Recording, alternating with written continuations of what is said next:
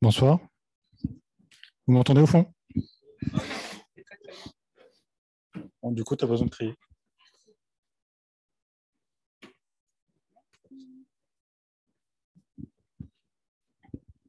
On va commencer. Donc, bienvenue à ce Meetup Ministry of Testing Paris. Hop. Alors, 3 petits slides pour vous raconter un petit peu c'est quoi Ministry of Testing. Alors, la première chose, Ministry of Testing, c'est une communauté mondiale de testeurs. Depuis quelques années aussi, c'est une entreprise qui fait vivre cette communauté. Il y a quelques personnes qui sont maintenant en Angleterre à temps plein pour organiser toute cette communauté. Donc, ils ont un Slack, ils ont un forum, ils ont un site avec plein de ressources. Ils organisent des meet-up un peu partout, ils organisent des conférences aussi, plein de choses très intéressantes pour les testeurs. Et dans la slide d'après, je vous mets un petit peu une capture d'écran de tous les types d'activités qu'ils mettent en place. Donc, ce que je vous disais là, ils ont un blog, ils ont des podcasts, ils ont des tonnes de choses. Une newsletter aussi très intéressante, la newsletter qu'on reçoit le lundi et avec quelques ressources aussi intéressantes dedans.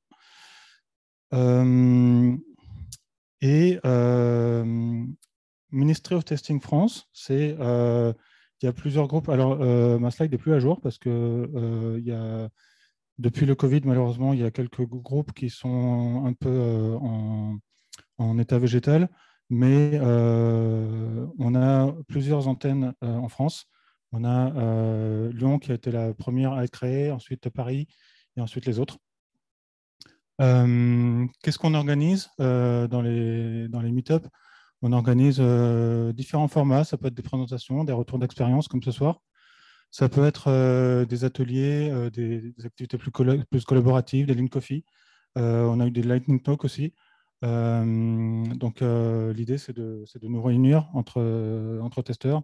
Les non-testeurs sont les bienvenus aussi, bien sûr, et de parler de nos différentes expériences, d'apprendre les uns des autres, de se rencontrer, de manger des pizzas ensemble et de faire connaissance.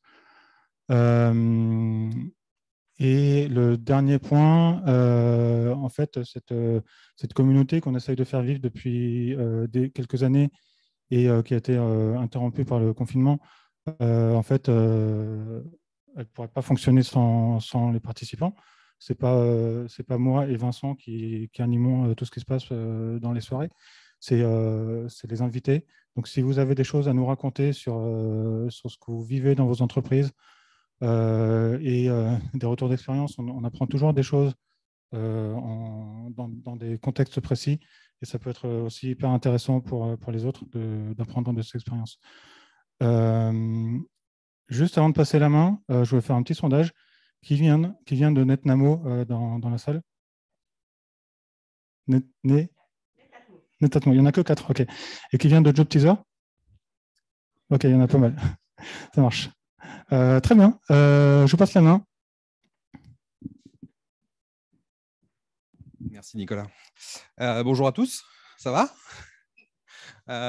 J'ai que 32 slides à dérouler, hein, ça va aller assez vite. Non, je suis ravi de vous voir, de vous accueillir.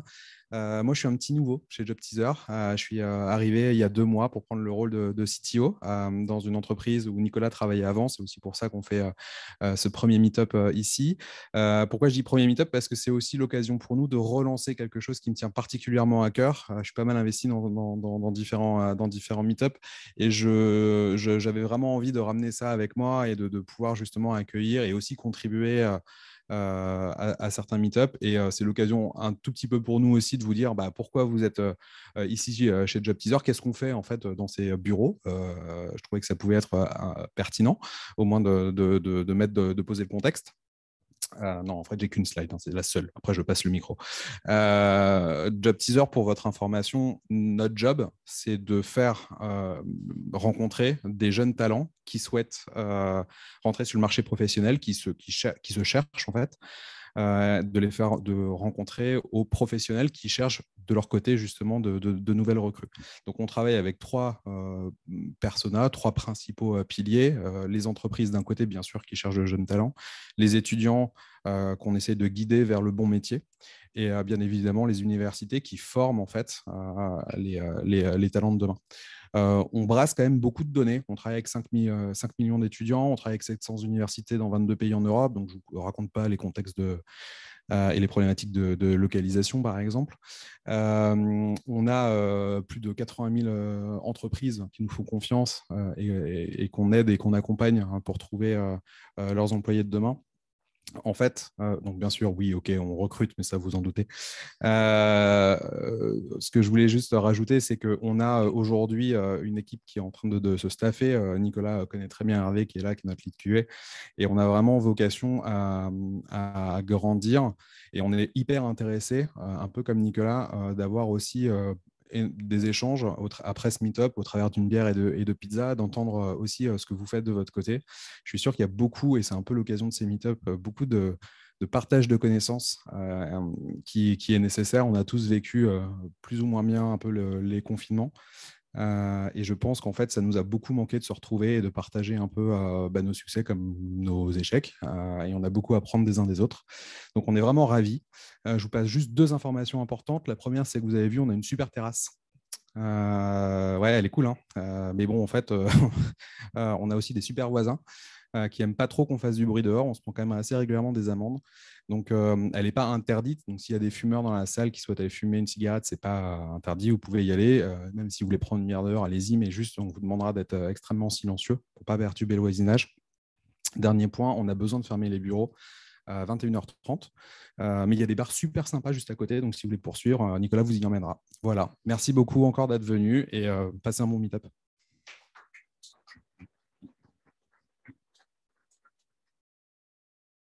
Bonsoir tout le monde. Donc, moi, c'est Nia Uto. Je suis ex-software QA manager chez Netatmo. Ex parce que j'ai quitté l'entreprise, mais elle m'a autorisé à quand même faire cette présentation ce soir. Donc, pour vous parler un peu de moi, j'ai 17 ans d'expérience professionnelle, mais seulement 3 en QA. En fait, que depuis que Netatmo m'a offert la chance de monter l'équipe QA dans l'entreprise. J'ai travaillé dans l'embarqué, microélectronique embarquée, ensuite dans l'automobile, en sûreté de fonctionnement, en aéronautique, en développement, en suivant la DO 178B. Donc, j'avais déjà une sensibilité qualité. Ensuite, intégrateur dans la 4G, dans la télécommunication, et puis ensuite la domotique chez Netatmo. Et donc, ce que je voulais partager avec vous aujourd'hui ce soir, c'est aussi comment, moi, avec mon background qui n'était pas QA, j'ai été recrutée pour monter une équipe QA dans une entreprise qui faisait de l'électronique grand public depuis 8 ans et qui n'avait pas d'équipe QA. C'est quand même voilà, un partage que je voulais faire parce que c'est assez surprenant. Et vous allez voir qu'en fait, il y a beaucoup de choses qui sont dans le sens de ce qu'on voit aujourd'hui dans le monde du testing. Des réflexions voilà, qui ont lieu. Et quand j'ai rejoint l'entreprise, je me suis posé énormément de questions parce que je n'étais pas du métier. Et une partie des réponses, je les ai trouvées au travers de ces meet-ups, au travers de la communauté, au travers des ressources qu'on trouve sur Internet, des podcasts. Et donc, je trouvais ça juste aussi de, quelque part, rendre un peu ce que j'ai pris en vous faisant ce partage d'expérience, ces témoignages. Voilà. Et donc, l'histoire de comment construire une QA from scratch dans Yala IoT, l'Internet of Things. Et oui, effectivement, vous avez vu qu'on a ramené un petit jouet parce qu'on a du hardware, on a de l'électronique. Donc, ce que je vais vous proposer comme présentation, parce que je vais essayer de ne pas me mettre en face des slides, c'est d'abord de vous présenter l'entreprise, le contexte, c'est quoi Netatmo, qu'est-ce qu'on fait et qu'est-ce qu'on a à tester. Ensuite, je vous raconterai de manière assez chronologique comment on a construit l'équipe QA du début. Hein, ça va être très, très chronologique. Et puis, dans la deuxième une partie, ça va être long et j'ai vraiment 32 slides, moi, pour le coup.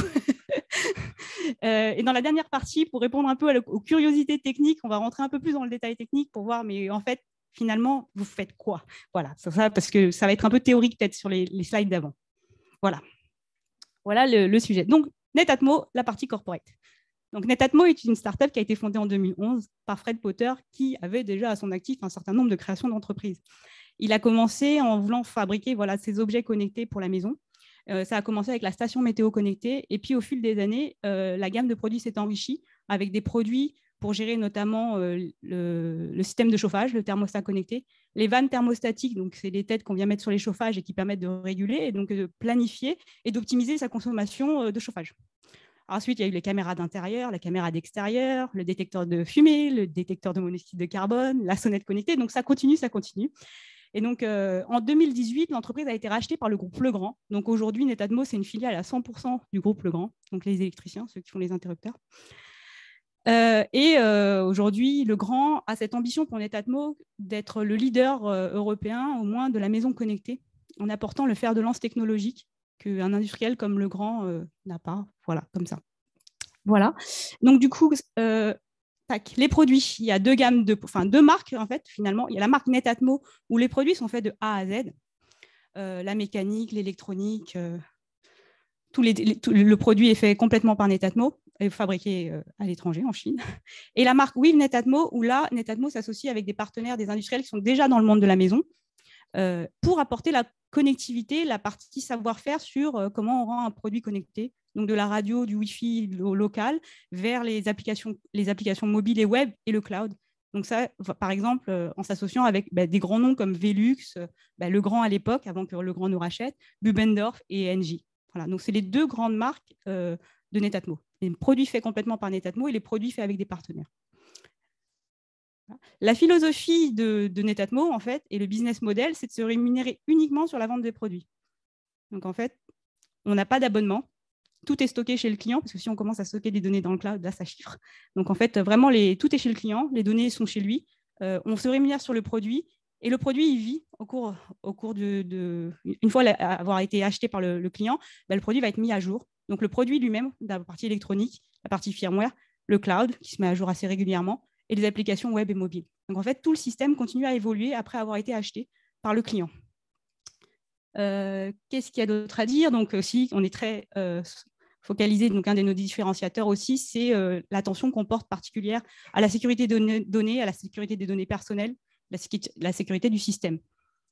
Voilà. On en vient aux produits à tester. Alors, je crois que j'ai dû oublier de dire 2-3 choses. Oui, si. Pourquoi, à votre avis, on met le produit à jour? J'essaye de vous faire participer, parce que sinon vous allez vous endormir, il y a 32 slides quand même. À votre avis, pourquoi on met le produit à jour? J'ai 6 petites cartes. Pas tous en même temps. Oui. Hop, alors je cherche la correction de bug. Mais oui, bonne réponse, corriger les bugs. Un autre? Il y en a 6. Hein. Oui, nouvelle fonctionnalité. D'autres idées? Sécurité, page sécurité, bien vu. Bon, après, il y en a qui se ressemblent un peu. Hein. D'autres idées? Donc, amélioration d'algorithmes. Parce qu'en fait, on fait de la reconnaissance faciale, par exemple, sur les caméras. Donc, c'est un peu nouvelle fonctionnalité, amélioration. Ça, on peut dire que c'est un peu kiff-kiff bourricot. Nouveaux composants. Des fois, en fait, on fait des produits et puis au bout d'un moment, les composants, ils n'existent plus. Donc, il faut qu'on ressource les composants électroniques. Donc, il faut qu'on refasse du firmware. Il faut qu'on les mette à jour pour être capable de supporter le nouveau hardware. Et puis ça, vous auriez pu le trouver. Des idées? Android, iOS, mise à jour de SAC, d'OS, de version SDK, etc. Voilà. Donc ça, c'était pour vous réveiller un peu parce que ça va être un peu long. Donc le système à tester, donc, avec mes magnifiques dons de designer. J'ai essayé de représenter, et je sais que c'est moche, je suis désolée. Qu'est-ce que c'est en fait le système qu'on doit tester? Dans la maison, magnifiquement représenté, on va avoir des volets roulants, des lumières, chauffage, tout ce qu'on peut trouver dans une maison, qui vont être connectés par une radio locale à un élément essentiel dans notre système, qui est la gateway, qui va faire la passerelle entre le Wi-Fi et les autres éléments de la maison. Voilà. Et donc, imaginez une maison, un appartement, vous mettez toutes vos prises, toutes vos lumières, tous vos interrupteurs connectés. En fait, on arrive vite à 50, même dans un petit appartement de 65 mètres carrés. 50 produits qui parlent en Zigbee et qui se connectent à la gateway pour remonter toutes les informations après dans le cloud. On remonte dans le cloud Netatmo. Et derrière, les données sont stockées ici en termes de modélisation, donc ce qu'on appelle la topologie de la maison, et les applications derrière qui sont développées, qui deviennent un peu l'user interface de nos produits. Voilà. Donc, application web, mobile, donc développée en natif. Hop, voilà. Et donc, qu'est-ce que j'ai d'autre à vous dire là-dessus? Donc, il y a beaucoup de choses à tester. Il y a des choses dans la maison, chez le client. Il y a des choses sur les téléphones, dans les différentes versions, sur les différents navigateurs web. J'oublie la partie connexion au back-end des assistants vocaux. Donc ça, on ne couvre pas encore en termes de couverture. Voilà. Donc, le système à tester, il est quand même relativement complexe. Il y a beaucoup d'éléments. Et donc, dans nos tests de bout en bout, il y a beaucoup d'éléments aussi qui sont indépendants de notre volonté quelque part, que ce soit le Wi-Fi de chez le client, la connexion Internet, le pays, où on peut ne pas avoir les mêmes réponses, enfin voilà, les problèmes de localisation. Donc, c'est un système qui est quand même relativement complexe. Voilà. Et qui se met à jour. Donc ça, on en a parlé over the air, donc ce qu'on appelle OTA. Donc, quand on met à jour le matériel, le logiciel qui tourne sur la caméra, on va le mettre à jour. On dit qu'on a fait une mise à jour over the air. Et ça, c'est vraiment, donc pour vous donner un petit aperçu des tests vraiment critiques, c'est un des tests les plus critiques, puisqu'au final, si on déploie un firmware qui ne sait pas se mettre à jour, bah, c'est mort après. On ne peut plus le récupérer. Il est chez le client, il ne peut plus se mettre à jour. Donc ça, c'est vraiment un de nos tests les plus critiques. Un autre test critique qu'on a chez nous, c'est l'installation. Le client, il reçoit le produit chez lui, il est joli, mais il ne marche pas tant qu'il n'a pas d'Internet. Donc, tant qu'on n'a pas réussi à lui donner du Wi-Fi, il n'est pas utilisable en fait. Et donc, pour un client qui n'a pas réussi à faire son installation, le produit, il ne marche pas, il le renvoie, il n'est pas content, on a perdu un client. C'est vraiment une phase très, très importante pour nous. Voilà. Ça va, vous suivez? Et donc, maintenant, l'équipe QA. Alors, effectivement, 8 ans, j'arrive en entretien et on me dit, bon, il y a plein de choses à faire, il n'y a pas d'équipe QA. Électronique grand public avec des mises à jour et du code, du logiciel, et vous n'avez pas d'équipe QA, mais comment est-ce possible? Et oui, c'est une vraie question. Et en fait, c'est parce que le fondateur avait cette très forte valeur que les développeurs étaient responsables de ce qu'ils faisaient, que tout le monde était responsable. Et en fait, du coup, chez Netatmo, on est déjà dans le shift left, en fait. Ils sont déjà tous impliqués dans la qualité de ce qu'ils font. Ils sont responsables. Il n'y a pas d'équipe QA pour dire oui ou non. Ils sont responsables de leur code, ils sont responsables du déploiement et du suivi. Et si ça se passe mal, c'est eux qui ramassent les pots cassés. Et ça, depuis le début, en fait. Et c'était une valeur très, très forte.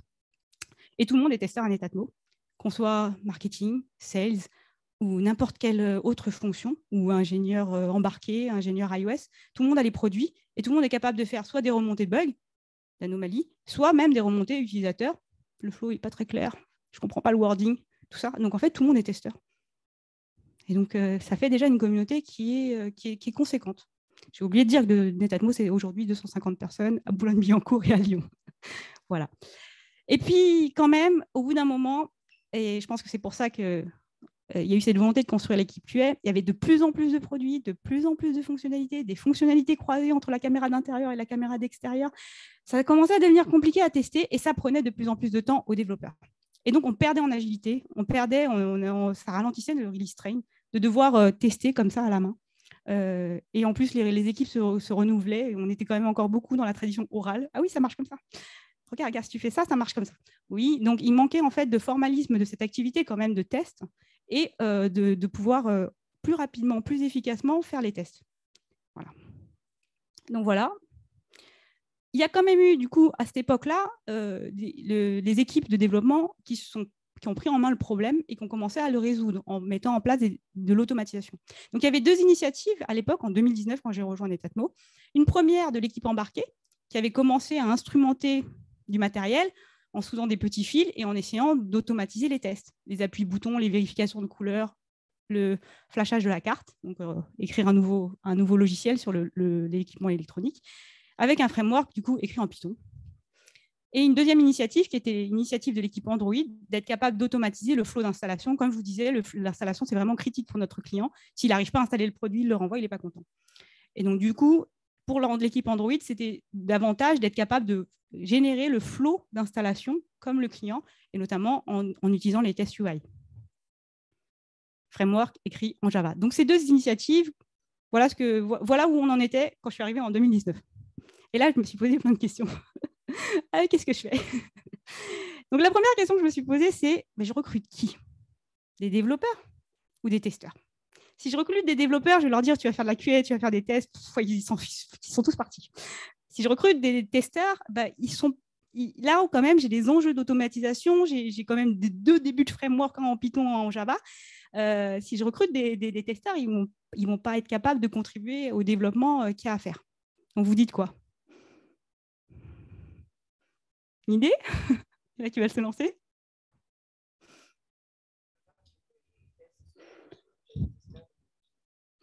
C'est souvent les profils des gens qui sont à la QA Tech.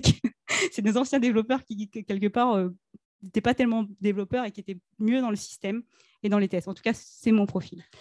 Et en fait, au début, je me suis posé la question, est-ce qu'on veut vraiment développer un framework nous-mêmes? On va vraiment faire ça? Est-ce que... Carlos, il rigole. Oui, est-ce qu'on va vraiment faire ça? Et donc, en fait, j'ai reposé la question, est-ce qu'on veut développer le framework en interne? Ou est-ce qu'on n'a pas des solutions déjà sur le commerce? Et donc, j'ai sélectionné au début un framework basé sur Appium, parce que c'était beaucoup les tests mobiles et pas tellement les tests web à l'époque, puisqu'on parlait encore de l'installation du produit. Et dans l'installation du produit, il y a l'interaction en Wi-Fi entre le produit et le téléphone. Donc, il y a une proximité absolument nécessaire.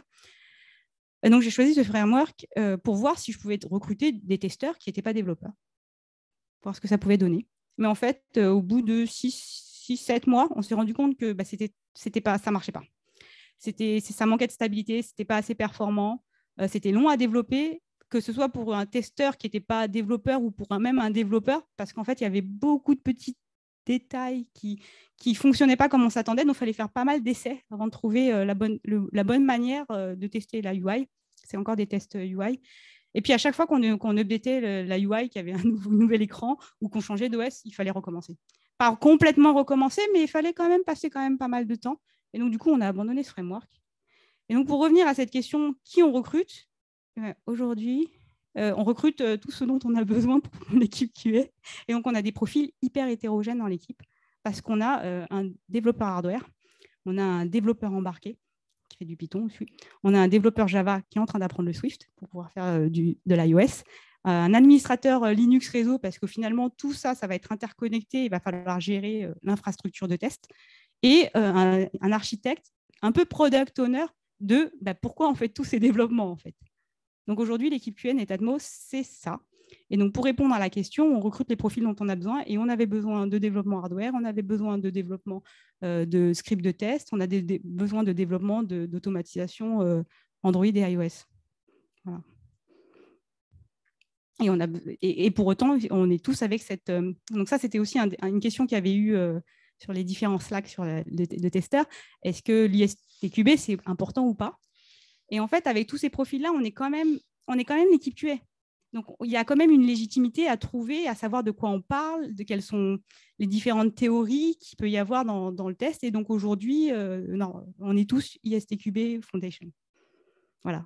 Quelque part, pour savoir aussi, tous ces développements, on les fait dans l'objectif de couvrir des tests. Il y a la couverture de tests, il y a le fait de tester souvent, de tester tôt. Enfin, tout ça, toutes ces notions-là qu'on apprend à l'ISTQB sont quand même valorisables pour voir pourquoi on fait tout ça. Voilà. Donc, après avoir vu un petit peu comment on recrute, qui on recrute, il y avait c'est quoi notre positionnement dans la R&D Netatmo. Et donc, j'ai commencé à faire des entretiens, des interviews avec les différents leads pour voir un peu leur vision des choses. Et alors, c'était très étonnant parce qu'ils étaient tous là à avoir peur que la constitution d'une équipe QA déresponsabilise les développeurs. Et ça, c'est fort comme signal. Je pense pas que... Bon, il y en a qui doivent le jalouser quelque part et se dire « Ah, j'aimerais bien que ma R&D elle ait cette position-là. » Et oui, moi, j'avais ça. On a peur que le fait qu'il y ait une équipe QA va déresponsabiliser les développeurs. Et donc, il fallait respecter ça dans notre positionnement. Il ne fallait pas venir avec une solution toute prête, que je n'avais pas de toute façon, puisque je n'avais pas fait de QA avant. Et donc, il fallait respecter cette vision que les développeurs restaient honneurs de la qualité de leur code et du produit. Voilà. Et donc, du coup, notre positionnement, ça a été d'être quelque part une équipe de moyens de test, une équipe pour qu'ils fassent la même chose que ce qu'ils faisaient, mais qu'ils le fassent de manière plus efficace, qu'ils ne passent pas du temps à aller chercher le produit, à demander à quelqu'un de bien vouloir le remettre en version usine, à retrouver un Wi-Fi qui veuille bien marcher, tout ça, qui n'était que de la perte de temps. C'était ça, en fait, notre positionnement, c'était de leur offrir les moyens de faire la même chose, mais de manière plus efficace. Voilà. Et ensuite, il fallait qu'on rattrape les produits puisque 2011, la station météo, elle se vend encore toujours très bien. Il y a toujours encore des mises à jour et donc il faut continuer, il faut l'automatiser pour ne pas perdre ce temps-là, ce temps de développeur. Voilà. Et alors, là, les problèmes ont commencé. On avait du hardware à automatiser, on avait une initiative qui avait été commencée. Et là, on a perdu beaucoup de temps, beaucoup d'énergie parce qu'on se retrouvait à être pour deux problématiques, que moi j'ai analysées comme étant les deux sources qu'on voit ici. On s'est retrouvé à devoir automatiser du hardware avec des moyens de test hardware qui finalement n'étaient pas aussi bien qualifiés que ce que nous on pensait quand on a appris le projet. Donc en fait, le hardware il marchait pas, pour dire ça autrement. et en plus, on était un projet à côté. C'est-à-dire qu'on n'était pas inclus dans un flot de développement, dans un projet en cours avec une équipe. On était, vous faites ça. Et donc, en fait, on n'était pas intégrés dans les équipes de développement. Bien sûr, on avait accès aux développeurs, on pouvait aller les voir, on pouvait leur poser des questions, mais ce n'était pas pareil. Ce n'est pas pareil que d'avoir un objectif commun et de travailler ensemble vers cet objectif commun. Et donc, on s'est retrouvés avec des problèmes que personne ne pouvait trop nous aider dessus parce que les symptômes qu'on remontait, par exemple, à l'équipe embarquée n'existaient pas. Et dans le fonctionnement du produit, n'existaient pas parce que le hardware introduisait d'autres problèmes. Donc, pour rentrer dans le détail, on avait des relais, ils font des rebonds, sauf que le rebond, du coup, il n'est pas détecté comme un appui-bouton. De temps en temps, on voit un appui-bouton, mais de temps en temps, il ne voit pas un appui-bouton, ce genre de problème. Et donc, en fait, la caractérisation hardware avait été probablement pas suffisamment faite. Donc, on s'est retrouvé à essayer de comprendre des problèmes au niveau applicatif alors qu'on avait des problèmes au niveau hardware. Voilà. Et du coup, aussi, on n'était pas dans un objectif commun avec les équipes de R&D. Voilà.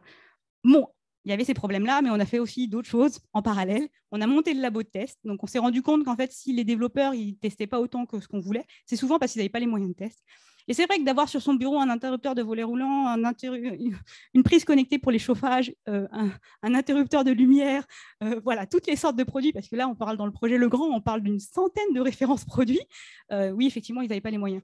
Et donc, du coup, on a mis en place le labo de test où, en fait, on a mis les produits, on les a installés et on les a mis à disposition, et donc ce qu'on a appelé les maisons de test partagées, dans les différentes configurations nécessaires pour les développeurs.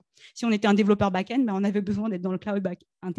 Quand on était un développeur embarqué, on avait besoin d'être dans le groupe qui allait bien, qui avait les derniers firmware, et pas le groupe qui a les firmware du client. Voilà, donc on a fait toutes ces configurations. Ça en faisait pas mal. Donc, on avait pas mal de maisons de tests partagées. Et donc, à chaque fois que la R&D venait quelqu'un, n'importe qui pouvait nous envoyer un message en demandant est-ce que vous n'auriez pas un open term en inté. Oui, on avait un open term en inté. On était capable de leur donner accès. Ils n'avaient pas besoin de chercher ce moyen de test et perdre du temps à chercher le moyen de test. Et essentiellement, après, derrière, ils faisaient des appels API. Donc, ça répondait complètement à leurs besoins. Voilà. Et on a formalisé les cas de tests sous TestLink. Voilà les deux grosses réalisations. Alors, du coup, comment on a répondu à ces problématiques sur les deux problèmes qu'on a rencontrés? Le premier, le hardware, on a dit on arrête. Et on a refait le hardware. Parce que chez Netatmo, on a quand même beaucoup de métiers, dont des équipes hardware. Et on leur a dit, en fait, on a une problématique. Ça ne marche pas. On a pris des composants sur étagère et en fait, on est obligé de les patcher de partout. Ça ne marche pas. On a développé notre propre carte d'interface pour nos besoins d'automatisation. Je sais que tout le monde ne peut pas se permettre, mais on avait cette chance. Le deuxième, c'était on était le projet à côté. Alors du coup, on a profité de la sortie du produit Sonnette Connecté pour se greffer en disant « Ok, on profite, il y a un projet en développement. » Il y a toujours des projets en développement, vu qu'on se rémunère que sur la vente de produits. Il y a toujours des projets en développement, donc on s'est greffé sur le projet en développement et on a dit « On va poser tout de suite qu'on veut l'automatiser. » Et on va poser, on appelle ça les test box chez nous. On va poser tout de suite qu'on veut l'automatiser. C'est dans le projet, c'est dans la roadmap. Et les équipes de développement qui sont là, parce qu'au moment où on développe le produit, toutes les équipes sont staffées. Au moment où le produit part en maintenance, il n'y a plus personne. Il reste quelques ressources, la moitié de ressources de gens pour faire le support. Donc, il faut profiter aussi de cette, de cette force de frappe qui était les projets en développement pour poser l'objectif commun et la disponibilité des gens. Puisque pendant qu'il développe son produit et qu'il est en train de faire sa 4e version de hardware, on peut se poser les questions de comment on va l'automatiser d'un point de vue hardware. L'ingénieur hardware, il est 100% disponible, il est sur le projet. Et donc, ça a répondu à la problématique du projet à côté où personne ne savait trop ce qu'on faisait. Et nous, on était les premiers à ne pas savoir débugger du firmware. On ne savait pas ce qu'il faisait avec du hardware. On ne savait pas ce qu'il faisait en boîte noire en se disant je ne comprends pas, ça ne démarre pas. En boîte noire, on n'avait rien, on était aveugle. Là, au moins, on avait les équipes avec nous et au début du projet. Donc, ça, vraiment, ça a tout changé.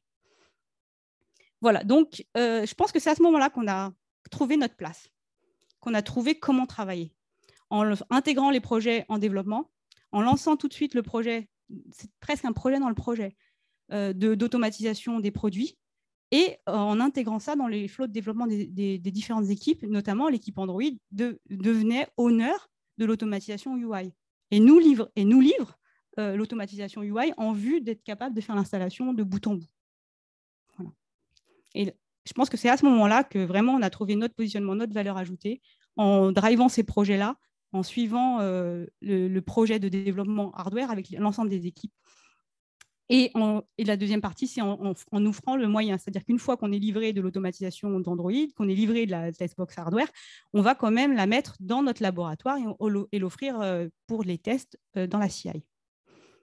Voilà. Et donc aujourd'hui, on est sur 80% de développement et 20% de support aux tests manuels. Les 20% vont être sur risque, puisqu'en fait, il n'y avait déjà pas d'équipe de testeurs. Donc, ils fonctionnent comme avant, avec les mêmes sessions de test, les mêmes alpha, les mêmes bêta, comme ça existait déjà avant qu'on existe, hein, quelque part. Mais par contre, on est là quand même 20% pour venir supporter à chaque fois qu'ils vont voir du risque. À chaque fois qu'on va faire une grosse migration cloud, on dit, OK, on va demander à la QA quand même de venir nous aider. Mais ce n'est pas systématique, du coup. On n'est pas dans le flow de test, puisqu'il y avait déjà un schéma qui marchait.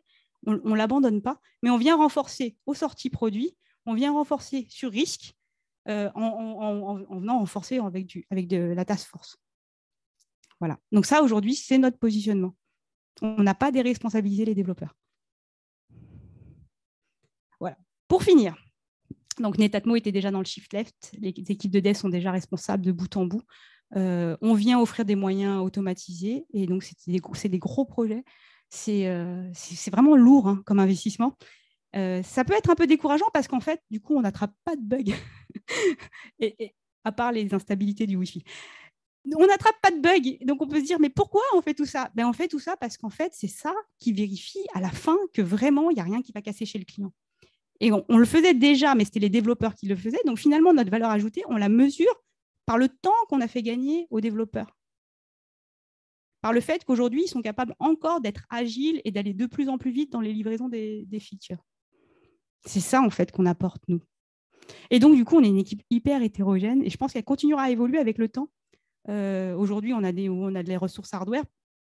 On en voit le bout. Peut-être qu'on aura moins besoin de hardware et l'équipe, elle va évoluer. On aura besoin de plus de testeurs pour écrire des scripts de test puisqu'on a développé toute l'infrastructure et tout le framework de test. Mais maintenant, il faut l'utiliser.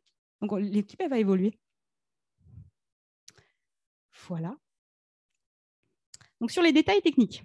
Donc, je ne sais pas si c'était trop théorique ou si vous voyez un peu à quoi ça ressemble. Voilà une test box. Est-ce que le produit, je ne sais pas si j'ai une souris ou pas. Hop, voilà, le produit, il est là. Ah non, vous ne voyez pas, vous. Le produit est là. Donc, à votre avis, c'est quoi comme produit? C'est de vous réveiller encore. Qu'est-ce que ça peut bien être? C'est dur à trouver. Hein. Bon, déjà, c'est ça le produit. Hein. La testbox, c'est tout ça, mais le produit, il est là. Donc déjà, on voit aussi que l'instrumentation, elle prend de la place. Et la carte que je vous disais qu'on a développée, c'est celle qui est là, celle d'en bas. Ça, c'est un produit, ouais. Il est là, le produit. Qu'est-ce que ça peut bien être? Alors, vu comme ça, il y a 2 boutons là. C'est un interrupteur de volet roulant. Donc, c'est un interrupteur de volet roulant. Donc, il y a les 2 boutons qui sont là. Et là, il y a les prises où on va brancher le moteur, en montée ou en descente. La phase, le neutre, ça aussi, j'ai appris ça chez Netatmo. Avant, je ne savais pas faire. Et donc, du coup, pourquoi je vous montre cette test box? En fait, vous voyez que le produit, il est là. Que derrière, en fait, on vient instrumenter, donc on vient l'altérer. Hein. Donc, on modifie le produit. On vient souder des petits fils pour pouvoir automatiser les interactions utilisateurs. Donc, les appuis-boutons, les vérifications de l'aide. Et en parallèle aussi, on a l'interface de programmation qui va nous permettre de revenir dans le passé, de remettre le produit en version usine. Ça aussi, c'est une grosse problématique qu'on a sur ce projet-là, par exemple. C'est que quand on a 50 produits et qui se mettent tous à jour quand ils veulent, on se retrouve avec des combinaisons de firmware qui sont explosives. Voilà. Donc ça, c'est un vrai enjeu. Donc moi, c'est ce que j'ai appelé la problématique de la combinatoire. En fait, si le volet roulant se met à jour avant la gateway ou le contraire, ça n'a pas les mêmes effets. Donc voilà. Donc l'instrumentation. Donc vous voyez, c'est un projet vraiment hardware électronique. D'un point de vue Python, du coup, on a aussi structuré notre code pour être modulaire et pouvoir accueillir d'autres types de produits. On ne veut pas faire que les produits Legrand en 230 volts. C'est du 230 volts aussi, ça pique un peu. On veut aussi faire des caméras ou des thermostats ou des vannes, ce genre de choses. Donc, on veut être capable que notre framework de test en Python il soit capable d'accueillir les différents types de produits. Donc, on a structuré ça de manière modulaire avec la partie driver qui va nous permettre de changer. Si on décide que cet équipement de test ne marche pas très bien, d'être capable de changer. L'alimentation de labo, si elle n'est pas bien, on la change. La partie driver, donc la partie en bleu. La partie interface utilisateur. Donc là, on va définir, donc là, on est sur du Python orienté objet. On va définir des interfaces, un bouton, une interface de programmation. Et derrière, en fait, les devices under test, c'est des compositions d'interfaces. Parce que finalement, les produits de Netatmo, c'est un peu toujours les mêmes. Il y a l'USB, il y a la LED, il y a le bouton. Je schématise. Et au final, du coup, en faisant ça, quand on rajoute un produit, on rajoute presque un gison de description où on va dire mon interrupteur de volet roulant, il a 2 boutons. En 3, il y a un bouton caché. Et une LED et une interface de programmation. Et on n'a rien à développer. Donc voilà, ça, c'est ça le framework de test en Python. Donc, je vous disais que je rentrais dans le détail. Après, on pourra en revenir plus dans le détail encore si vous avez d'autres questions, pour celles auxquelles je pourrais répondre. La partie UI test, donc là, c'est vraiment donc le framework qui est proposé par Android pour être capable de tester la UI, que nous, on a un peu rerouté pour pouvoir faire notre test de flow, où on va être capable de faire notre flow d'installation. Donc, le framework UI n'était pas prévu pour ça forcément, mais c'est comme ça que nous, on l'utilise. C'est-à-dire qu'on va avoir une partie qui va être capable de contrôler et de faire le flow du utilisateur. Donc, entrer l'email, entrer le mot de passe, taper login. On arrive sur la page suivante. Là, on va lui dire « Choisis le produit à installer ». Page suivante. « Choisis le Wi-Fi ». Page suivante. Rentre le mot de passe du Wi-Fi. Page suivante, etc. Et donc, chaque appui, chaque entrée de champ, on le fait avec des UI, des tests UI. Et donc, comment on automatise le node Android, c'est comme ça, le téléphone Android. Donc, on a l'application Undertest et les différentes applications que vous avez vues sur la slide, alors j'ai oublié le décompte, mais on en a au moins 4 ou 5 d'applications différentes. Une application énergie, une application weather, security, home plus control, home coach. Et après, les applications partenaires, Velux, Muller, NJ, je ne sais pas s'ils ont une appli. Voilà. Donc là, du coup, on va avoir l'application de test, les tests UI, et une relation client-serveur pour mettre ça dans notre infrastructure de test. L'infrastructure de test ressemble d'un point de vue fonctionnel à ça. Donc, on a dans notre infrastructure de test cette volonté d'être capable d'avoir une architecture distribuée et typée. On a un coordinateur qui est un peu le chef d'orchestre de tout ça, qui va recevoir d'un node user des requêtes de test avec des scénarios. Et le coordinateur va dispatcher les actions aux différents nodes, et les nodes sont typés. On va avoir le node Android sur lequel est branché le téléphone Android, qui va être capable de faire un certain nombre d'actions, installer une app, désinstaller une app, lancer un test UI. Voilà, donc ce node Android, il rend les services qu'est capable de rendre le téléphone Android quelque part. On va avoir le node embarqué, qui est donc la testbox. Et la testbox, on va pouvoir faire Power Run, Factory Reset, Flash Firmware. On va pouvoir faire un certain nombre d'actions. Donc chaque node va offrir des services.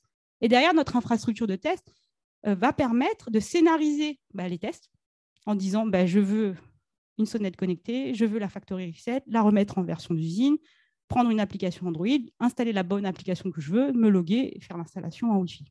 Vérifier que pendant l'installation en Wi-Fi, les interactions utilisateurs comme la couleur de la LED, le comportement sur le Wi-Fi du produit, que tout ça fonctionne.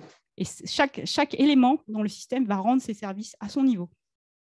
Voilà. Donc, c'est ça notre infrastructure, notre farm. On l'appelle la farm. La farm parce qu'on veut faire plein d'éléments, on veut de scaler, on va être capable de mettre une dizaine de produits de chaque type pour les différentes CI. Et le labo, ça ressemble un peu à ça. Ce n'est pas super rangé. Mais voilà, donc les baies de test qu'on a installés, qui sont capables d'accueillir les différents types de produits. Donc, on a sur la photo du milieu, avec toutes les post-it de toutes les couleurs, là. Donc, les couleurs, c'est pour les différentes maisons de test. Ça nous permet de retrouver nos produits. C'est des produits de la gamme Legrand tableau connecté. Donc, en fait, vous pouvez équiper votre tableau électrique avec des produits type Legrand connecté qui vous permettront après de contrôler ça à travers une application. Plein de lumière. Bon, les chauffages, ils ne chauffent pas, je rassure, on ne met pas le feu. Les chauffages, les interrupteurs de volets roulants qu'on voit derrière. Et là, les produits plus USB qui sont posés sur étagère. Donc, je ne sais pas ce qu'on voit. On voit des vannes, là. Il y a des vannes, des thermostats, des détecteurs de fumée. Donc ça, c'est le labo. En fait, vraiment, c'est une mise à disposition pour la R&D dans les différentes configurations possibles. Je crois que j'arrive à la fin. Voilà. Donc, pour résumer, au niveau des enseignements, on va tirer, enfin moi personnellement, j'ai tiré les enseignements très forts qu'on ne peut pas faire un projet à côté. Il faut vraiment s'intégrer dans le flot de développement, qu'il faut profiter des compétences qui sont disponibles dans l'entreprise et qu'il faut impliquer les gens pour arriver à ce que l'activité qui est la nôtre, elle soit intégrée vraiment dans le flot de développement, dans la roadmap produit. On ne sort pas un produit sans avoir l'automatisation de bout en bout. On ne sort pas la phase ambassadeur si on n'a pas fait l'automatisation de l'installation. Voilà, on se met ces jalons-là et ça devient en fait, ça standardise aussi le fait que faire l'automatisation, avoir dans la CI, faire les tests de manière systématique à chaque version d'app, ça rentre dans les mœurs et que du coup, on l'est de manière automatique. Donc, il y a de l'automatisation, mais il y a aussi toute la partie gestion de projet, puisque trouver cette position-là, voir où est-ce qu'elle était la valeur ajoutée, c'était un cheminement qui a pris un peu de temps. Et je pense qu'aujourd'hui, on a trouvé une place qui a de la valeur et qui est capable d'aider les développeurs et toujours mais que Netatmo bénéficie toujours de la qualité des produits. Voilà. Est-ce que vous avez des questions?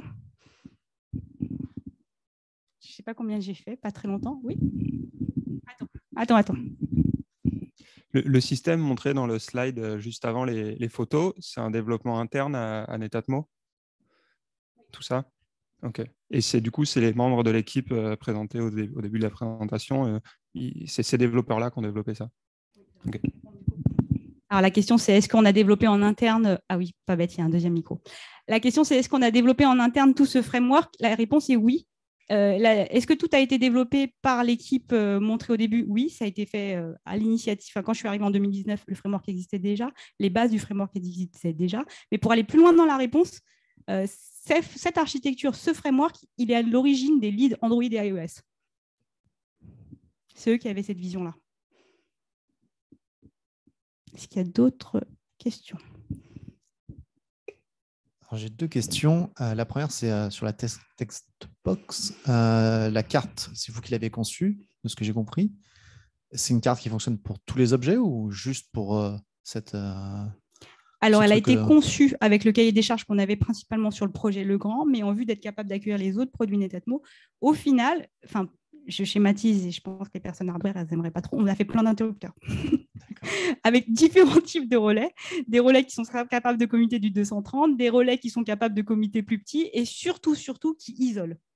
Donc voilà, ça, je pense que c'était les problèmes qu'on a eu la première année, c'est qu'en fait, on avait plein d'actionneurs, on appelle ça des actionneurs et des sensors, actuateurs et sensors. On avait plein d'actionneurs, mais en fait, ils n'isolaient pas et donc eux-mêmes, ils venaient introduire du bruit dans le produit et qui venaient altérer le fonctionnement du firmware. Et donc, quand on a refait cette carte d'interface, on a beaucoup choisi les composants pour qu'ils isolent. Donc, il y a des relais à lame souple, mais ne me demande pas ce que c'est. Je sais pas.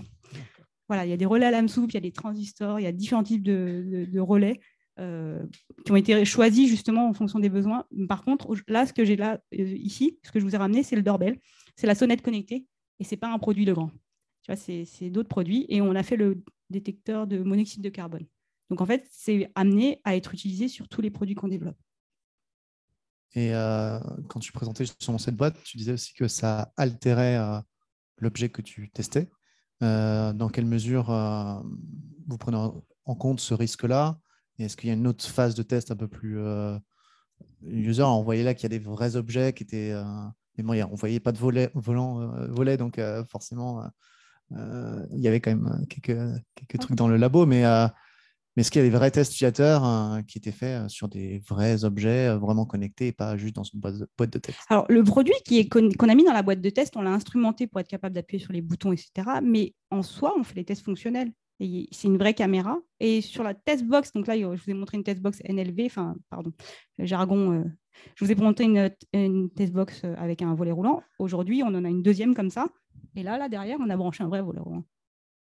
Et donc ça, c'est un vrai produit. Et effectivement, donc pour répondre à ta première question, comment on altère le produit? Eh bien, en fait, aujourd'hui, dans notre process, on a un meeting qu'on appelle le kick-off meeting, où on vient lancer le projet d'automatisation du produit. Et donc là, on a l'embarqué, la méca, le hardware, le chef de projet, nous, et on vient dire, OK, c'est quoi qu'on veut tester? C'est quoi qui est prioritaire? C'est quoi qu'on ne veut pas tester? Ou c'est quoi qu'on ne peut pas tester? ou qui n'est pas prioritaire, ou qui viendrait trop altérer le produit pour pouvoir l'utiliser. Donc, si je te prends des exemples, on vient altérer le produit parce qu'on vient souder des petits fils. Dans une bonne partie, quand même, aujourd'hui, on est pas mal. On est vraiment proche d'une utilisation utilisateur, mais quand même, tu viens souder des fils, donc tu l'altères légèrement. Donc oui, ça nous est arrivé de carrément couper la piste. Et donc, ton vrai produit, il n'est plus là et tu viens simuler. Donc là, tu sais que tu injectes, mais tu le sais. Et tu l'as quelque part revu et designé avec les équipes. Ok, ça répond parfaitement à ma question. Mais en fait, on ne simule pas beaucoup. Hein. Enfin, vraiment, ce qu'on fait, c'est des interactions utilisateurs. Appui, bouton. Est-ce que dans les tests, tu as des notions aussi de mesure de performance? Aujourd'hui, non. Aujourd'hui, on ne vient pas mesurer si... il y a quand même, pour certains produits qui sont sur pile, sur batterie, on va mesurer le temps qu'on va mettre à se rendormir parce qu'on ne veut pas vider la batterie. Mais il n'y a pas de notion de performance en termes de temps d'exécution, si c'était ça ta question.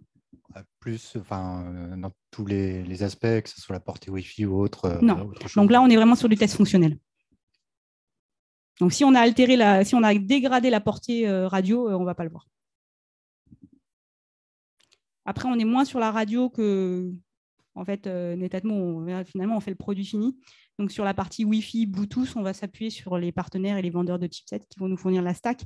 On ne va pas le mettre à jour si souvent que ça, mais c'est possible. Et donc, si on le met à jour, en général, c'est les équipes embarquées qui prennent le sujet et qui vont vérifier que la mise à jour de cette partie-là n'a pas dégradé les performances. Et après, pour répondre à une autre question, il y a 2 équipes de test finalement chez Netatmo.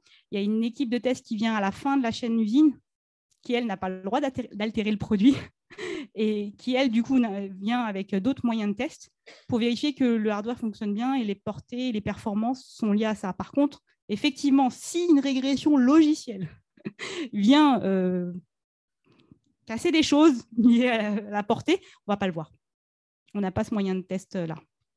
Aujourd'hui, on est vraiment sur le fonctionnel.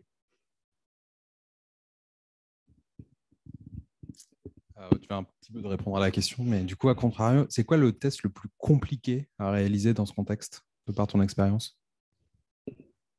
C'est vraiment le test d'installation. Le test d'installation qui à la fois demande que tout le monde se trouve sur le Wi-Fi, parce que ce qu'on appelle le Wireless Accessory Configuration, un terme qui vient de chez Apple, c'est une phase qui est quand même assez compliquée et tout peut merder. Donc, c'est vraiment le plus compliqué à tester. Et c'est ça qui aussi, aujourd'hui, je vous dis, les tests ne lèvent rien. Et heureusement, parce qu'on n'a pas beaucoup de logs. On est très aveugle, en fait, quand ça ne se passe pas bien.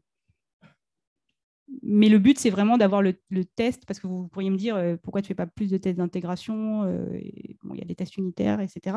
C'est le bout de la chaîne pour vérifier que tout fonctionne bien. Il y a d'autres tests, il y a des tests unitaires, je sais pas, il y a des tests d'intégration, certainement quelques-uns, mais gérés par les équipes métiers. Donc, je ne pourrais pas donner les détails, mais vraiment, le but, quelque part, de ces tests de bout en bout, c'est de prendre l'embarqué, de prendre le back-end, de prendre l'application. Et ça, ils ne peuvent pas le faire eux tout seuls. Chaque métier ne peut pas le faire. C'est vraiment le côté transverse.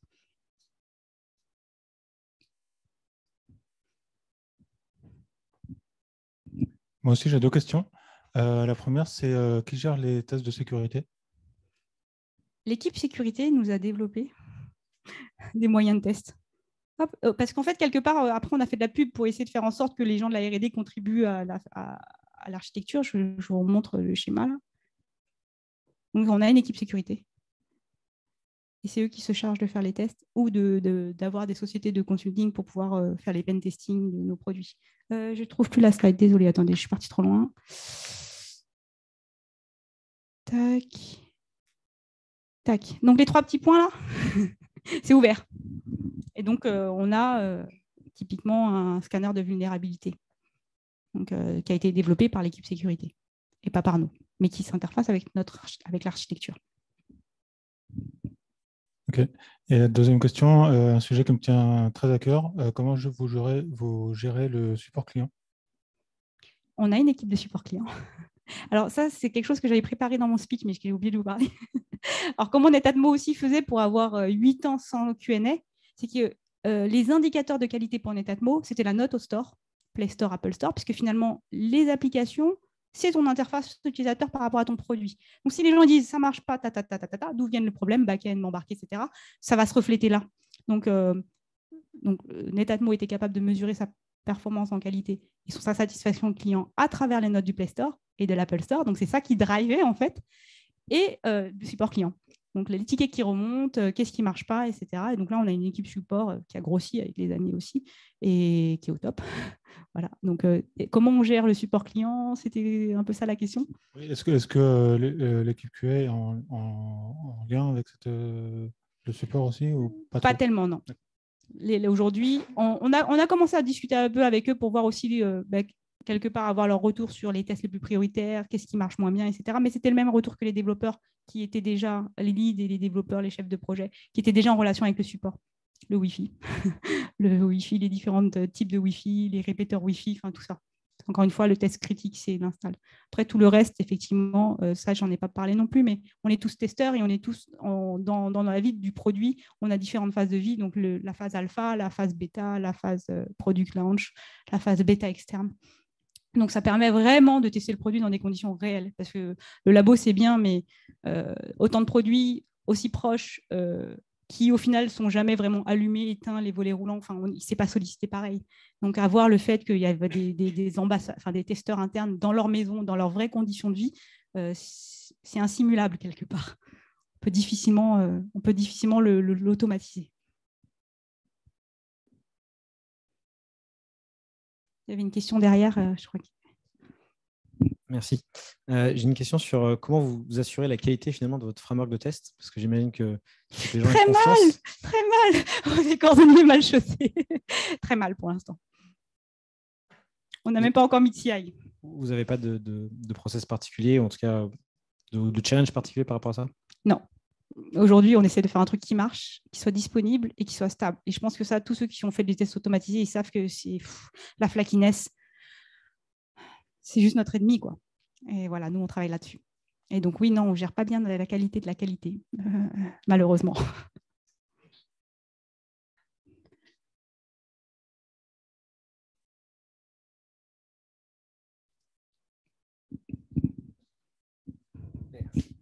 Moi, j'avais une question par rapport du coup à l'automatisation d'Android et de iOS.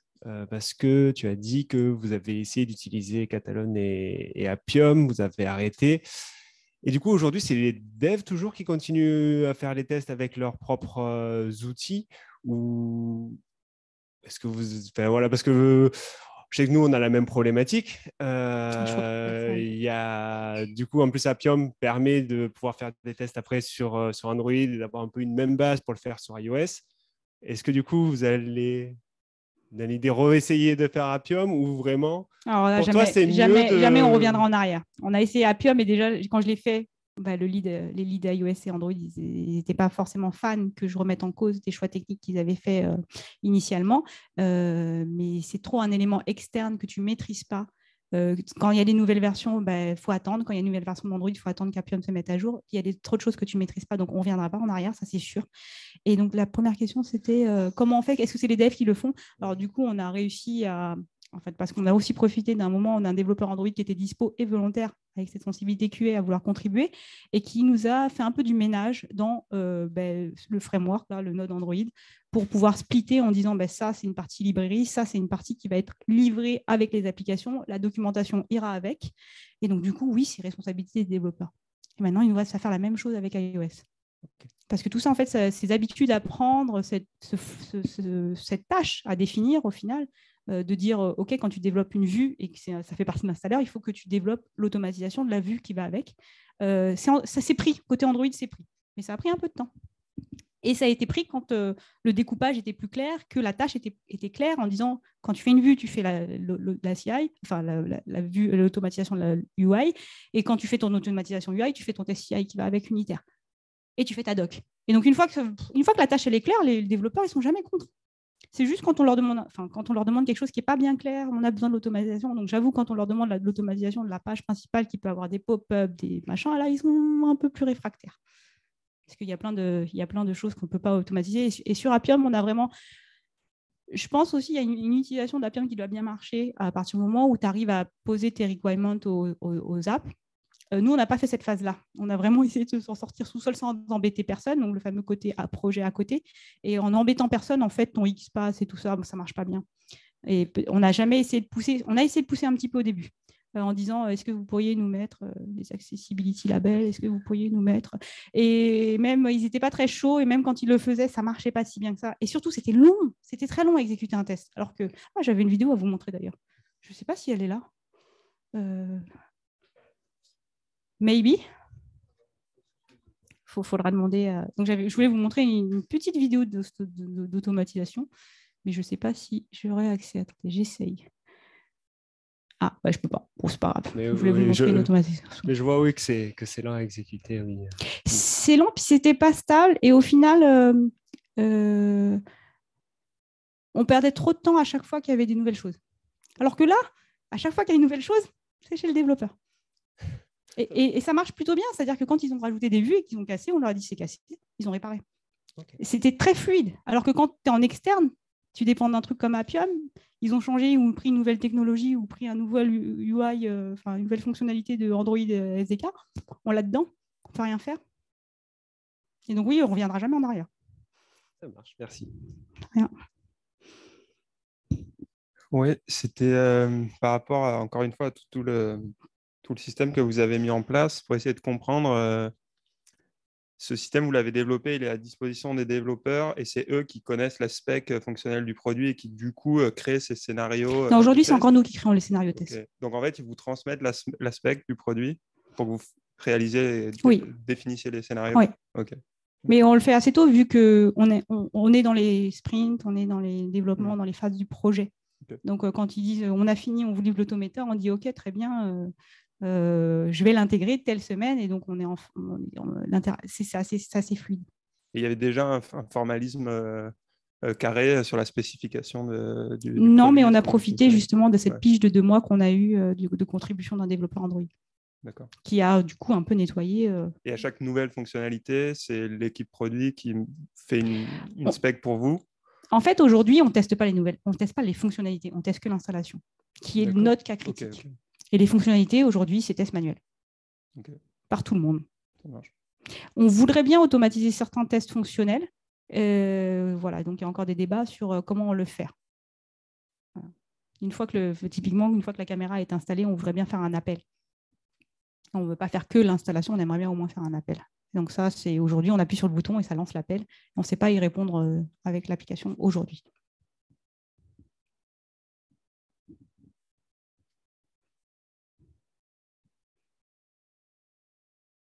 Bon, j'en profite. vous avez beaucoup de problèmes avec le Wi-Fi? Oui. Et souvent, il vient d'où le problème? Alors, plusieurs raisons. La première raison, mais je pense que comme partout dans les bureaux, il y a beaucoup de Wi-Fi. Le Wi-Fi est très interféré. On a une barre d'immeubles de 13 étages en face de nous. On capte tous les Wi-Fi. Salut les voisins. Voilà, donc déjà, c'est déjà une ressource radio qui est déjà assez bruitée.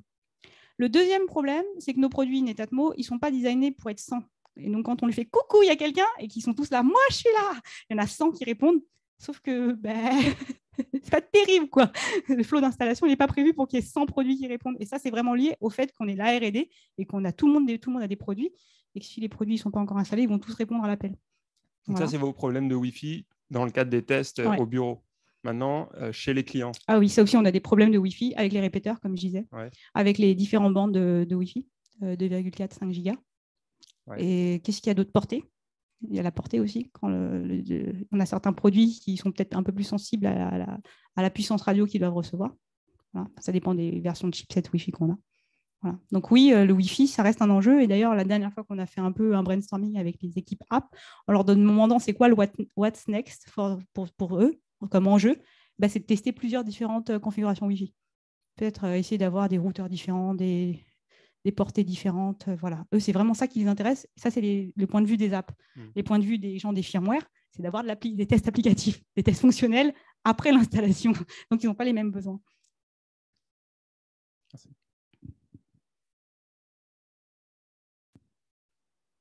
Merci à tous. Je vous propose, si vous voulez venir voir, donc je vous ai apporté l'équipe Netatmo QA vous a apporté une test box de la sonnette connectée. Voilà, donc vous pouvez voir à peu près à quoi ça ressemble. Je n'ai pas pu vous montrer la vidéo, mais ce n'était pas forcément super intéressant. Mais c'est quand même assez drôle de voir un téléphone vivre tout seul sa vie. On voit le flow d'installation. Voilà, le flow d'installation, et je crois que c'était le détecteur de monoxyde de carbone. Merci beaucoup.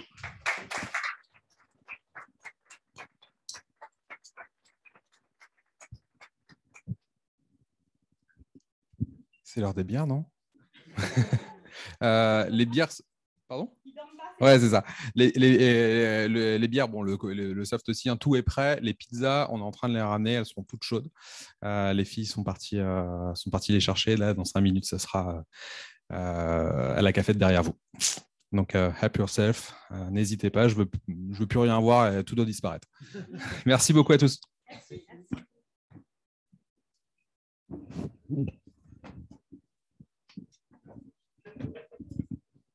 J'arrête.